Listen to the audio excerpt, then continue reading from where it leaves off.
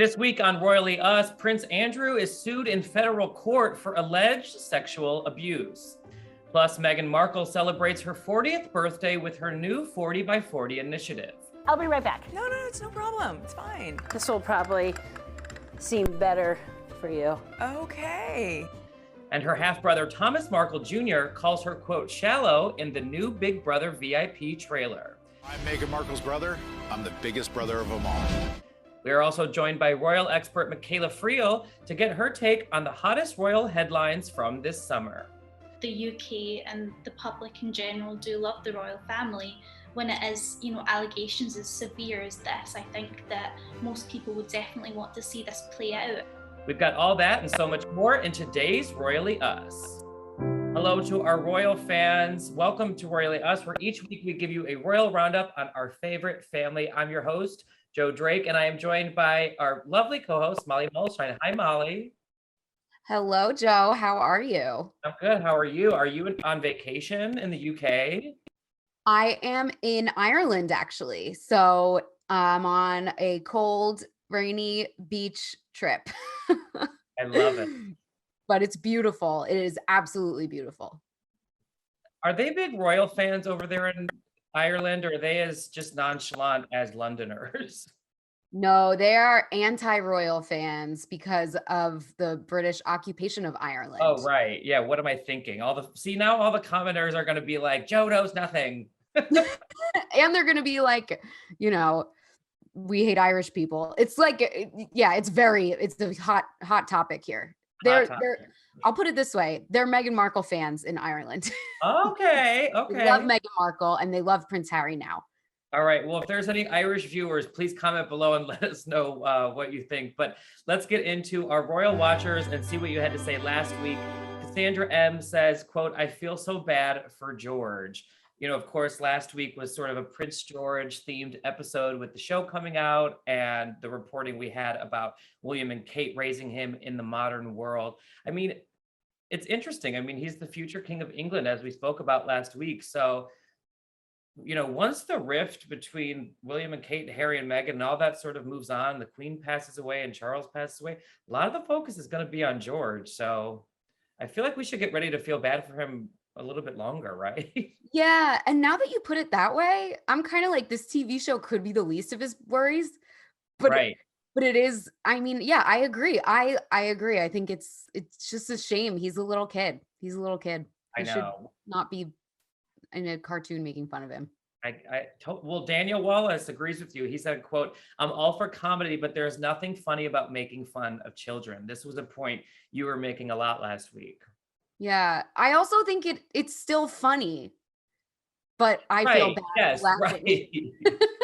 That's the difference. It's like, it is funny. It's a really well done show. It's just knowing that it could make a little kid sad. That's the thing that makes you feel a little uncomfy when you're watching it. Right. And as I said last war, I'm not sure if I said it in these words, but I've had time to think about it. If I was Prince George, knowing the personality I have as an adult, like if I had a show called Prince Joe and it was like that about me in like the early 90s, I would love it. I would like cherish it nowadays. As an adult, I'd be like, this is hilarious. Yeah, that's true. Hopefully, I think William and Kate have a pretty good sense of humor about themselves. There was a couple of years ago at the BAFTAs, Rebel Wilson cracked a few jokes at their expense and they were laughing and they didn't look forced. They had a real sense of humor. So if they instill that in Prince George, yeah, then maybe he will find this to be hilarious when he gets older. Yeah, that's a great point. Supernova says, quote, no need to send kids to boarding school in 2021. What are your thoughts on that? Yeah, it seems wild. I agree. Maybe for high school. But yeah, I know only a couple people who went to boarding school for high school and they were wild. They were much more wild than the public school kids also. Right. So. Yes, I would agree on that. I'm a public school kid. No judgment to private school kids, but I did notice that as well. I was wild. I just don't think I was as wild as some of my friends that went to private or boarding school. Right, exactly. All right, well, let's move on to the hot topic of the week because I was putting together the news stories and had finished everything. And then the news broke that Prince Andrew has been sued. And Molly, I feel like we've been waiting to talk about this because I know that you have a very strong opinion on this story.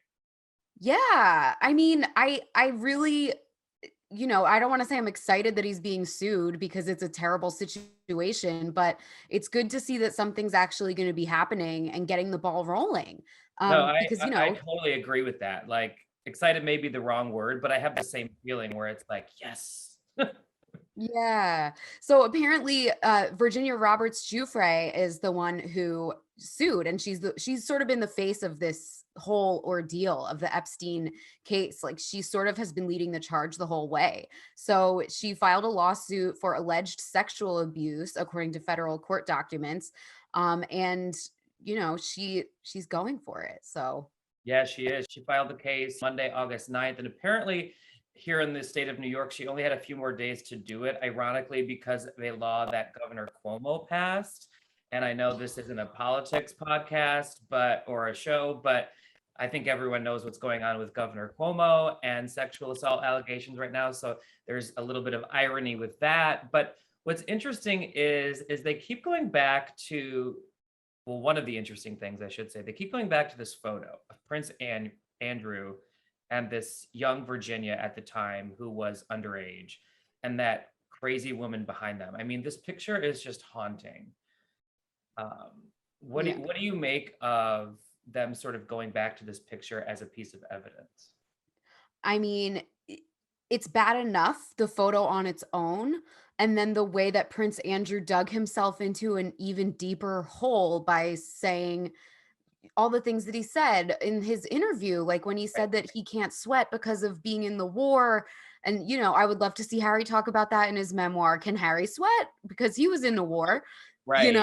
It's like, and, the fact that Buckingham Palace denied the allegations, they didn't deny that the photo was real. They denied that the Duke of York had any form of sexual contact or relationship with Virginia Roberts. Any claim to the contrary is false and without foundation. That's a direct quote from Buckingham Palace. So if this trial goes to court and it is decided that he did have a sexual relationship with her, that is going to make Buckingham Palace look awful. And it's hard to imagine why they even issued this denial, because how could the palace know? Well, right. I mean, obviously, not obviously, but I think it's a given that the photo wasn't taken on palace grounds. Right. So it's not like anything that they were privy to. I just think it's interesting that the photo keeps getting brought back up. And I don't know, I just keep thinking about it because, like you said, he said these strange quotes in the interview, like saying he wasn't sure if the photo was doctored. That's not the question, in my opinion. The question is, did you have an inappropriate relationship with this young woman? I could care less if the photo was doctored. You know what I mean? I think the photo shows that the two had met. Whether or not his arm was actually on her hip or not, I don't think, again, is really the story here. I mean, it alludes to the fact that there may have been an inappropriate sexual relationship, but I think you're right. I think there were so many bizarre quotes that he gave in that 2019 BBC interview that didn't do him any favors. And I'm assuming now, because that interview was so shaky, that he will remain tight-lipped forever now. Right. So it seems that his only real option is to stay in the UK for the rest of his life. And it's also interesting the timing of this. And I have to wonder if Virginia timed this on purpose for when Donald Trump was out of office. Again, not to bring up politics, but that was a president who had multiple active sexual assault cases against him that weren't going anywhere. Now, Joe Biden and Kamala Harris, they pride themselves on being progressive. So if they don't put pressure on the palace to move this along and actually get some testimony from him, then they're going to look like hypocrites too. Like Virginia has sort of forced everybody's hands, and it's all these powerful people. And it just doesn't seem like anyone involved is going to be able to ignore it. Absolutely. And good for her. I mean, obviously, I'm a feminist and a supporter of anyone that is a victim of such a heinous crime. But I think her bravery should be commended. Just so we get this right, I want to make sure I want to state what the lawsuit states. It says, quote, Prince Andrew committed sexual assault and battery upon the plaintiff when she was 17 years old. As such, Prince Andrew is responsible for battery and intentional infliction of emotional distress. Pursuant to New York common law, the damage to the plaintiff has been severe and lasting. So this is obviously a very, very serious story that we will keep you guys abreast of. But stay tuned later in the show. We talked to MIKHAILA FRIEL, and she said it's not actually unprecedented that members of the royal family have been convicted of sexual assault, which I found to be interesting, right, Molly? Yeah. So yeah, she mentioned a distant cousin of the Queen's. And I think with the Me Too movement being such a recent thing, I'm sure this isn't the first time this has ever happened, just knowing the way that powerful people behave in Right. general. So, hopefully we won't see more of this happening. But if it does continue to happen behind closed doors, then it's great if people continue coming forward. Right. And just to put a final point on this, that, this is all surrounding the Jeffrey Epstein scandal. This isn't just like a one-off. This is something that has been brewing with many accusers of sexual assault within his sort of heinous past, let's say. So we will be keeping watch on this story. Let's move on to something a little bit more light. Meghan turned 40 last week. The first one Yes, of the very turned 40. I know. And she, not to focus on appearance, but she looks about 25. She's killing it. Right. And we got to see this video. She is glowing. She looks amazing. She looks happy. It was her and Melissa McCarthy. I just loved their chemistry together. It was Same. funny. It was all about, the initiative and the service that they're doing. I just thought it was a home run. I couldn't wait to get your take, Molly, because there was sort of that comedic aspect to this whole thing, choosing Melissa McCarthy. Obviously, there weren't necessarily like jabs at the royal family, but of course there were people that were like, see, this is what she thinks of the royals, because, Melissa had the hat and the teacup. But I thought that was all in good fun because she's still known around the world as Duchess Meghan in a way, even though she's no longer an active senior member. Yeah, and it was cute. And it's also making fun of Americans for thinking that the royal family is all about tea and funny hats. Like Right. it's just making fun of all of us. It's like, let's all lighten up and just have fun with this like really nice initiative. I thought it was really funny and cute. Definitely. Were you as surprised as me with the video coming out? I thought, because sources told us weekly that the celebration was going to be, quote, low key for Meghan and Harry and the kids for her 40th, of course, due to COVID and everything going on, there wasn't going to be a big bash, but I didn't expect a surprise video, let alone a whole new initiative, but I was pleasantly surprised by it. Yeah, it was a great surprise, and it's such an interesting initiative. So for people who don't know, what they're offering is mentoring to Yeah. women who lost income streams or lost their jobs during the pandemic. So it's 40 minutes of time to mentor someone to get into the workforce and to just get a little leg up after this really rough economic time that we're all kind of still going through. Definitely. And she has a lot of celebrities participating: Adele, the poet Amanda Gorman, Sarah Paulson, Priyanka Chopra, Katie Couric, which I thought was interesting. I thought it was a good, wonderful list of women. Yeah, it was a really great list of women. I saw, of course, the minute that this broke, there was people giving their little snarky takes. And one of the things that I do find a little understandable that people were complaining about is the fact that these people are pretty much all showbiz. But I think there's a reason for that. And the reason for that is because if you start with the showbiz people, then it becomes a snowball effect, and more powerful and high-ranking women will get involved. It's like the reason why I have a entertainment pop culture podcast, because people know who famous people are and they want to talk about famous people. So it's really it's not like she's saying movie stars are better than you at doing. No. Yeah, like, so I thought. Totally agree. And it's sort of like a double-edged sword. If they sat on the sidelines and did nothing, people would be like, see, they're privileged, spoiled brats that don't do any good. But I think it's important, like you said, to have that snowball effect, choose very powerful people with huge fan bases and a platform, and then the dominoes will fall. Or that's the goal.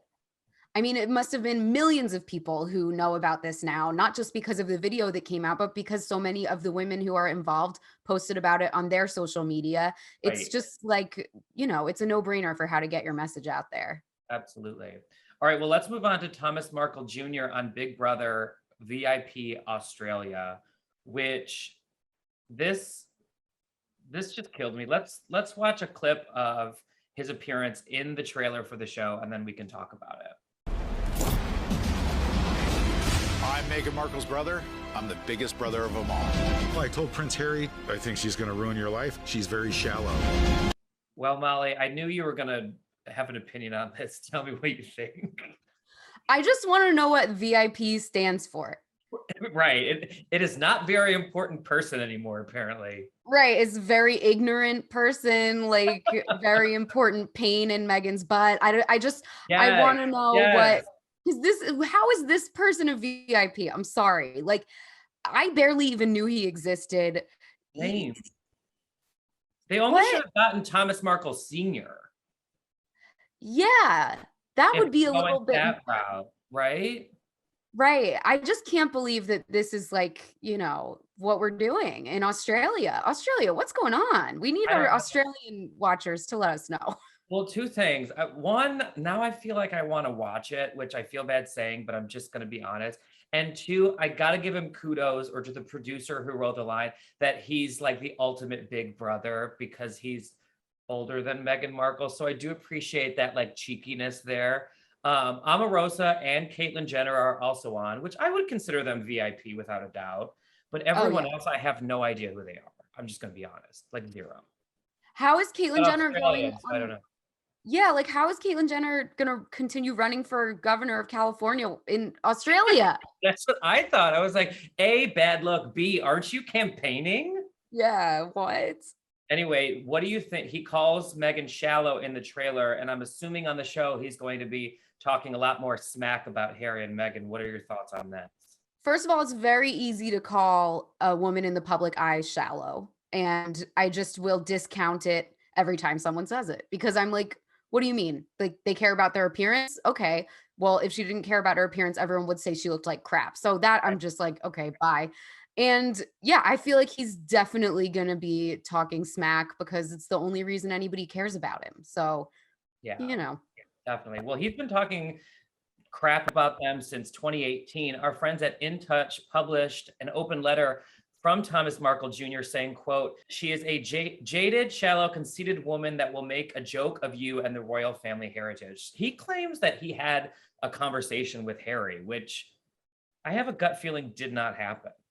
Because as we've known, Meghan doesn't have a close relationship with her half siblings. Yeah, I mean, I'm gonna need to see like the AT&T bill for that one. Hold on, I need like audio or video footage. Like I need everything to prove that there was actually a conversation. And also, like even if they don't get along, you're telling me the first time you ever spoke or met Prince Harry of the royal family, you'll have enough cojones to say that? Yeah, Like, no that way. makes no sense. Yeah, it's too much. And yeah, I mean, everything he says is going to be written up by the British tabloids. So the good news is we don't even have to watch it. We can just, read it online. And he's probably, maybe he'll get kicked off early. Who knows? Yeah, we'll see. This VIP. I like that very important pain in Meghan's ass is what it should be. All right, let's move on to our fun segment, Spilling the Royal Tea. And this week we have royal expert MIKHAILA FRIEL, who's helping us break down everything that has happened in royal family news over the past summer. So take a look at our conversation. Let's start off with what is going on with Prince Andrew, because news broke since within the last 24 hours that he has been sued federally here in the United States for sexual assault. What are you hearing over in the UK? Yes, so the news just broke that Prince Andrew is being sued by Virginia Roberts. So we don't know too much about the case just yet and what this actually means for Prince Andrew's future, although we do know the palace hasn't made any official response yet, which I think is a little bit unusual considering, you know, she has made these allegations in the past and they have consistently denied them. So now I suppose it's just a waiting game to see whether they do say anything and what will go next after this.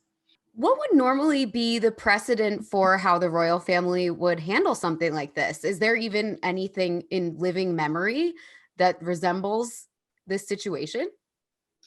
No, that's the thing.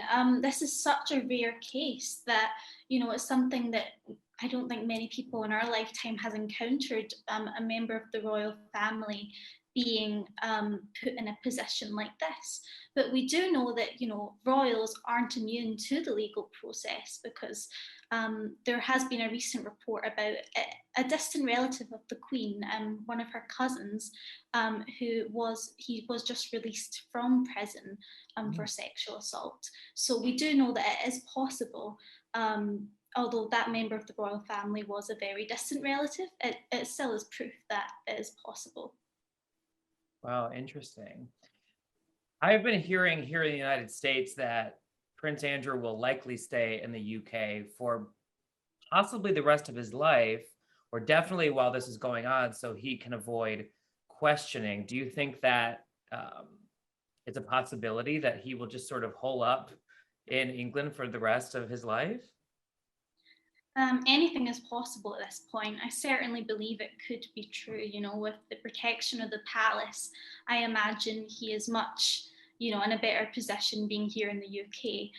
But again, we don't know what the legal process will involve and what will be required of him, whether that will be to leave the UK or not. So that is just something we'll have to wait and see. You never know in cases like this. Right. Wow. What is the general opinion of this in the UK? Do you think people are happy to see the royal family maybe protecting him, or do you think people in the UK would rather see him face the music?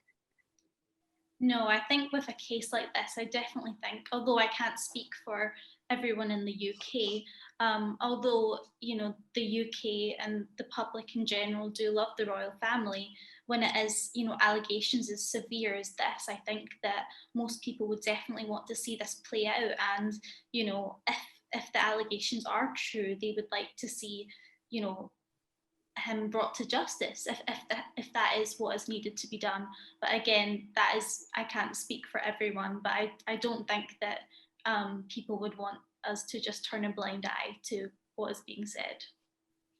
Absolutely. Well, we will definitely be following this story. It's very interesting here in the United States because in the state of New York, where I'm based, where she filed the charges, she only had a few more days to do so based on some legal restrictions. So she waited till like the 11th hour and she pulled the plug and decided to move forward. So it'll be interesting to see how this plays out, both in the United Kingdom and here in the United States. But let's talk about something a little bit more, a little happier. Meghan Markle recently turned 40 and she surprised us all with a video with actress Melissa McCarthy and an initiative called 40 by 40, helping women get back to in the workforce after the coronavirus pandemic. What are you hearing in the United Kingdom about this? Because I know, obviously, as Molly and I have talked a lot about on the show, people are very polarized by Miss Meghan Markle. You either like her or you don't. So what are you hearing? Yeah, so I'm hearing that, you know, great feedback about this initiative that Meghan is doing because, you know, she's basically encouraging people to give 40 minutes of their time to women looking to come back into the workforce. So, you know, rather than celebrate her birthday with some sort of, you know, lavish extreme party, which I think was being falsely reported in some publications, you know, a lot of exaggerations. She's come out with this video with Melissa McCarthy asking people to, you know, do their bit to help other women. And yeah, I think that is an incredible thing. And I think we'll definitely be seeing more of that in the future. Have you heard much about what the follow-up is going to be? Like, are we going to get updates from the different celebrities or social posts or anything like that? I haven't heard anything, no. I mean, I'm assuming we have seen that one video with Melissa, and in the press release that I was sent by Meghan's representatives, they did give us a list of other women involved in the project. So there's Adele, Amanda Gorman, Stella McCartney. There's so many names. We don't know to what extent they'll be involved, but I imagine that since they have been publicly named, there should be something, at least for a few of them, that will be released in the coming weeks. Definitely. As a Adele super fan and a Amanda Gorman fan and all of these people, I want there to be follow-ups because I don't necessarily need the proof that they did the work. I just want to see their sort of interaction with this initiative because I think it would be fun for all of their fans to see. Obviously, there was one very famous name left off the list, and that is Kate Middleton. And of course, obviously, everyone is sort of making a thing of this. Do you think it was intentional that Kate's name wasn't included? And do you think that that she should have been? I don't think it was an intentional move. I do think that when it comes to working royals like Kate, we do have to remember that the projects that she's involved in, it's not just her, it's not just Kate that has to approve these, it's the palace, Kensington Palace, who she's represented by. So we don't really know why she wasn't involved. There may be, you know, scheduling conflicts. There might be a reason she couldn't have officially put her name down. But that being said, I don't think that means that we won't see her involved in some capacity, because I don't know if you've seen, but Prince Harry's cousin, Princess Eugenie, she actually posted on her Instagram that she was supporting the initiative, and her name wasn't mentioned in the original press release. So it could be that Kate turns around and shows support in her own way down the line. Right. Yeah, that would be interesting. Have you seen this reporting that Thomas Markle sent Meghan some roses for her birthday? And do you think that it's true? I did see that report briefly, yes. You know, Thomas Markle says a lot of things in the press. I mean, who knows what is true and what is not true. Right. I do know, I don't think Meghan's representatives have said anything about it. It wouldn't surprise me if it was true, though. Definitely. I think it's a nice gesture. Molly and I have talked a lot about Thomas Markle on the show, and part of me feels angry at him for what he has said about his daughter. But then when I hear reports like he sent her roses for her birthday, it sort of breaks my heart, because at the end of the day, I do want her to have a good relationship with her family. Also, notably this week, her half brother, Thomas Markle Jr., is now participating in Big Brother VIP in Australia. What do you make of this story? I thought it was pretty funny. We were talking about it earlier in the show, but he was the first, quote, celebrity to be revealed in the trailer, and said he was the ultimate big brother, which I thought was clever. But he may have some things to say about Harry and Meghan that they may not like. Am I right? Yes, but I do think it is worth remembering. If I do remember correctly, I don't think Thomas Markle or Meghan's other sibling, Samantha Markle, I don't think they had a relationship with her before she became a royal. I think they led their separate lives and they weren't in communication. So I think people should really bear in mind that whatever he says should perhaps be taken with a pinch of salt, because you know, he might be recalling, you know, a Meghan that he knew many, many years ago. So that is just something to consider. Right. And I think if that's their first celebrity for Big Brother VIP that they're announcing, the bar for celebrity is not that high. Right.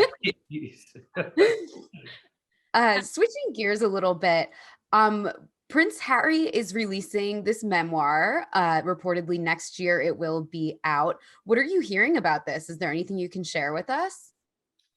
Yeah, so I've heard his memoir will be released in 2022. We don't have a title yet, but he did release a statement saying that he's writing this not as the prince he was born, but the man he has become. So I think that is very telling, that this will probably be a very deeply personal message to the public. Definitely. Do you think it'll be more of a quote tell-all, as some say, or a little bit more of a, for lack of a better term, boring biography that's like a little bit more of just here's my life story, as opposed to like behind the palace walls secrets? I believe we can probably expect a good mixture of both. Now, I Okay. know that sounds confusing, but we do have to remember Harry still has a lot of respect for the Queen.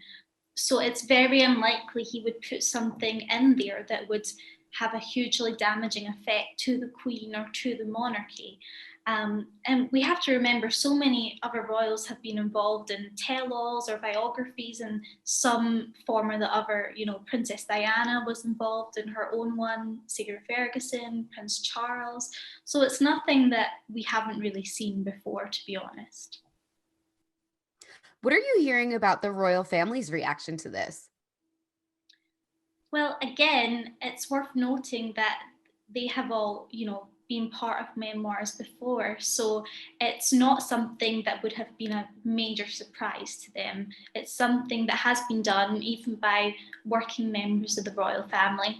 And this is his life. He's now a non-working royal, so he doesn't owe anything to anybody. He doesn't need to put it to the monarchy for approval. He doesn't need to, go to Charles and ask him to review the pages. It's nothing like that. So I'm imagining that it won't be a huge scandal as some of the media is making it out to be. Yeah, that's actually a really good point. I think when the news broke that Harry was releasing a memoir, everyone was like, oh, a memoir, because it came after all of these sort of Harry and Meghan stories after that infamous interview. But it's a great point that they all have memoirs, and Sarah Ferguson just revealed that she's debuting her first novel, her fiction novel this week. So it's something that has been done in the past and will continue to happen. Moving on a little bit to the Harry and Meghan rift, I'm sorry, the Harry and William rift that we've been talking about for months, but it seems like the dust may have been have settled since the Princess Diana statue revealing. What are you hearing across the pond in terms of their relationship, and have you heard if they have spoken or not since? Yes, so it's a difficult one because their press teams are famously very tight-lipped in personal matters. They won't reveal, any contents of private conversations between the brothers, but we do know that they had that interaction at the statue unveiling, and they did seem to be in good terms. They were pictured talking, laughing, and everyone has an opinion on it. I recently interviewed Andrew Morton, who you may know as Princess Diana's biographer. Yes. Very big deal in the royals world. But he said, his opinion was very strong, and he said he felt that the family had a very long way to go before there was any kind of reconciliation. So although these big press events are drumming up the support and everyone wanting them to, put their differences aside, he believes it might not be so simple. That is just one opinion, but it is worth bearing in mind, I think, considering everything that's gone on in the past few months with the Oprah interview and all of these stories that have come out. It's really a lot that has happened in just a short space of time. Definitely. How do you think the event went overall for them? Do you think it was good for, the public opinion of them, or do you think they weren't quite on the same page? I think it was within both of their wishes to keep it very low key. There wasn't a huge press there from what I could see. There wasn't a huge amount of people. It was just a very small circle of family. So I believe that the brothers were, although there may be a rift, there may still be tension between them, but they obviously have some form of communication between them, that they were able to agree an event that honoured their mother and still was respectful of both of their wishes. So that's a very good thing to keep in mind when looking at the future of their relationship. Definitely. Well, we will be keeping our eyes and ears peeled to this story and all the stories that we've talked to you about. I mean, I could talk to you all day about everything that goes on because as Molly and I have realized, as the weeks go on, there's a new story every week that has royal fans just glued to the TV screen or the internet or what have you. So thank you so much, MIKHAILA, for joining us. Thank you so much for having me. Thank you. Have a great day. I thought it was interesting going back to what she said, Molly, about I didn't really know that the Queen's cousin had this sort of past, because here in the United States, we're used to politicians getting taken down. But I always thought like the royal family is even above that. Like Prince Andrew is being insanely guarded by the palace, but maybe not so. Maybe things will change, especially as you said, with the Me Too movement, everything going on in the past couple of years. I think there's going to be a diplomatic incident if he doesn't go and testify or cooperate. So I would say we're going to see some stuff come out of this. Definitely. Well, this was a jam-packed Royally Us. Molly, thank you for taking time out of your vacation. Go back and enjoy the Irish countryside. And thank you. For all you Irish viewers, don't be mad that I did know my history a little bit, but I asked too prematurely about that. It's okay. I'm sure if they're watching this show, they also have a flexible relationship with the royal family and they can hold both sides of the story in their hands. So, Good.